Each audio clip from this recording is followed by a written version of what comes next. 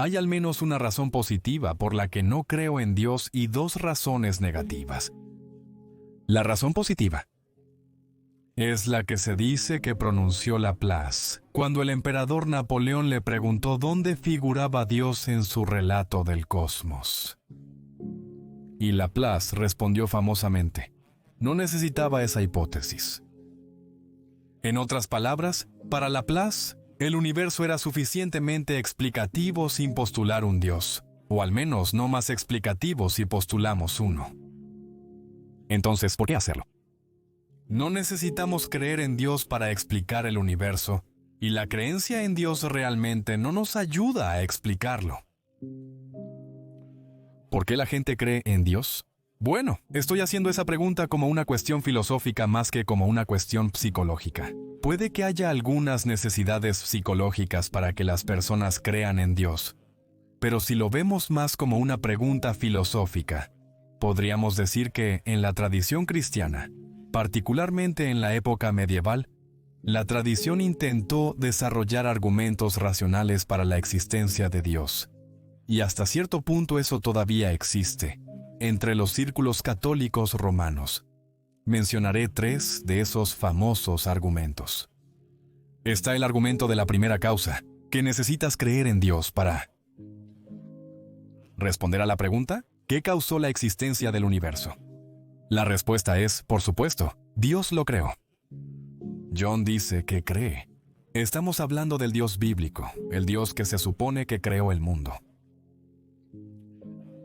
En segundo lugar, el argumento ontológico, que parte de la definición de Dios como un ser con todas las perfecciones. Y en tercer lugar, el argumento del diseño, que el mundo muestra signos de haber sido diseñado por un Dios. Permítanme ver brevemente estos.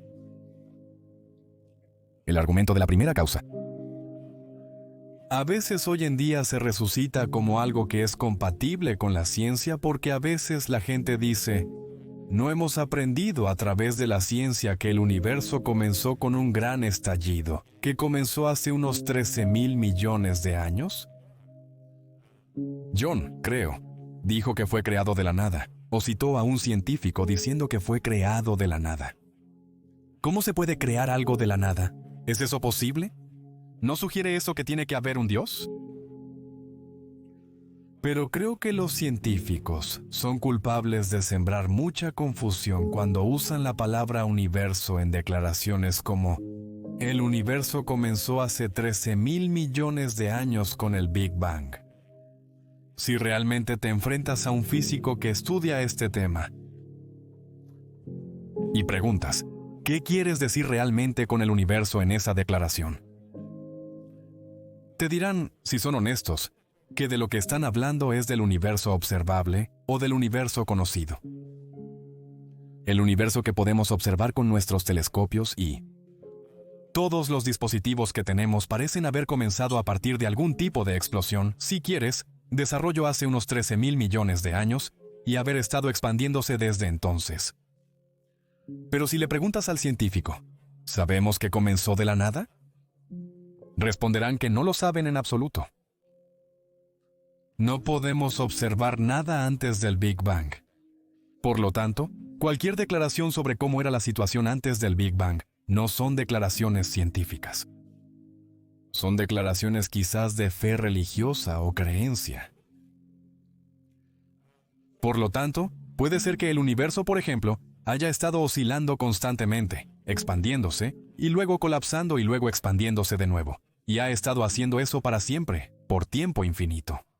Eso es perfectamente compatible con todo lo que la ciencia puede decirnos, por lo que no necesitamos un Dios para explicar el comienzo del universo.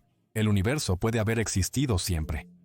Y de hecho, si pensamos que, como argumenta la teoría de la primera causa, todo tiene que tener una primera causa, entonces, por supuesto, ese argumento también se aplica a Dios. Si se nos permite decir que Dios no necesita una primera causa, entonces deberíamos poder decir que el universo no necesita una primera causa. Bueno, no es que primero, no es que nos reconozcamos mutuamente como igualmente humanos. Es que nos reconocemos como igualmente capaces de sufrir. Y por eso el límite de nuestra especie no debería ser el límite de nuestra preocupación moral. Ahora, En tus comentarios sobre el hecho de que los gorilas no siguen estos principios, estás confundiendo el tema de quién es un agente moral y quién es un sujeto de preocupación moral. Podrías decir un paciente moral, por supuesto. Tienes que tener un cierto nivel de capacidad cognitiva o racionalidad para ser un agente moral, y por eso un niño humano de 1 año no es un agente moral, y un humano con daño cerebral severo puede no ser un agente moral. Aún no, pero siguen siendo pacientes morales. La forma en que los tratamos importa porque pueden sufrir. Es en la capacidad de sufrir donde creo que somos iguales. Y si preguntas cuál es la base moral de eso, es lo que dije antes al hablar de Jefferson. Es nuestra capacidad de ponernos en la posición de esos seres y decir, ¿cómo me gustaría si yo fuera como ellos? Y responder que no me gustaría, y eso, por cierto, no es específicamente un precepto cristiano. ¿Reconoces la regla de oro? Por supuesto. Pero eso no es específicamente un precepto cristiano ni siquiera judeocristiano, sino uno que encuentras en muchas otras culturas. De hecho, diría que en cada cultura con una tradición ética desarrollada. Creo que en su fundamento, toda creencia religiosa es irracional en la medida en que cree en una deidad o una fuerza sobrenatural o algo por el estilo. Pero lo digo de esa manera porque depende mucho de lo que llames religión. Por ejemplo, el budismo a menudo se considera una religión, pero al menos en sus formas más puras, no presupone la existencia de una deidad.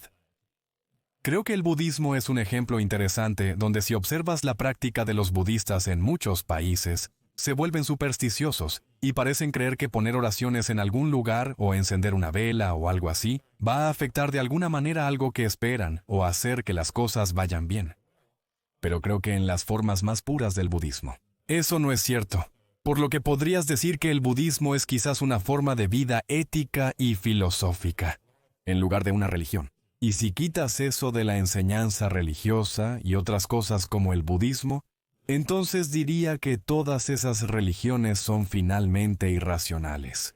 Algunas personas pueden tener creencias más irracionales, extrañas, raras y bizarras que otras. Indudablemente, pero creo que dado. Y debería decir también, dado lo que sabemos sobre el mundo ahora, quiero decir, no creo que necesariamente fuera irracional que las personas tuvieran creencias religiosas antes de que pudiéramos explicar las cosas. Quiero decir, si vivías en tiempos anteriores y veías truenos y relámpagos, tal vez no era irracional pensar, wow, hay algún gran tipo allá arriba que está enojado. Y lo está. ¿Sabes? Haciendo este ruido y estos destellos, pero ahora entendemos qué son los truenos y los relámpagos, y no tenemos ninguna razón para creer que eso de alguna manera es una señal de un Dios. Así que creo que depende de nuestras circunstancias, pero dada la clase de conocimiento del mundo que tenemos hoy. Creo que la creencia en una deidad, particularmente una deidad de la Biblia de ese tipo, es irracional.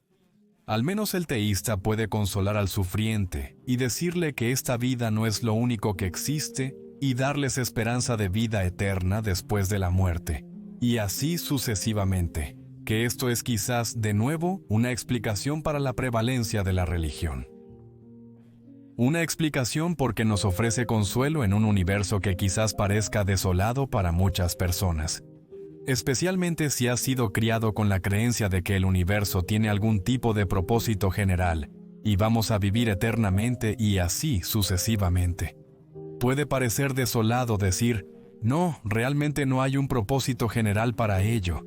Simplemente existe y somos mortales. Vamos a estar en esta tierra durante 10, o 20, o 50, o 70, u 80, o si tenemos mucha suerte, 100 años. Pero eso realmente va a ser todo. Eso es todo lo que hay. Después de eso, el cuerpo muere y la conciencia no sobrevive. Puedo entender fácilmente por qué a la gente le resulta consolador creer que eso no es cierto. Pero eso no debería ser una razón para que creas que es cierto. No podemos simplemente moldear el universo de acuerdo con nuestros deseos y anhelos. Así, podemos contarnos cuentos de hadas de todo tipo. Debemos ver el universo como realmente es. Y aunque puede parecer desolado, creo que sigue siendo un lugar fascinante. Un lugar en el que podemos tener nuestros propios propósitos. No hay, como dije, ningún propósito general para su creación. Pero aún podemos sentir que estamos aquí en el universo. Hay muchas cosas que podemos hacer. Cosas que por supuesto podemos hacer cosas que disfrutamos. Pero también podemos encontrar un propósito en tratar de reducir la cantidad de sufrimiento que existe en el mundo, que como he dicho, tanto los ateos como los cristianos hacen, y podemos sentir que si tenemos, para cuando muramos, para cuando lleguemos al final de cuántos años sea, hemos dejado el mundo un poco mejor de lo que habría sido si no hubiéramos vivido. Entonces al menos quizás podemos morir con cierta sensación de cumplimiento y satisfacción, porque hemos hecho eso. Y para mí, tengo que decir, eso es suficiente y eso es todo en lo que puedo creer.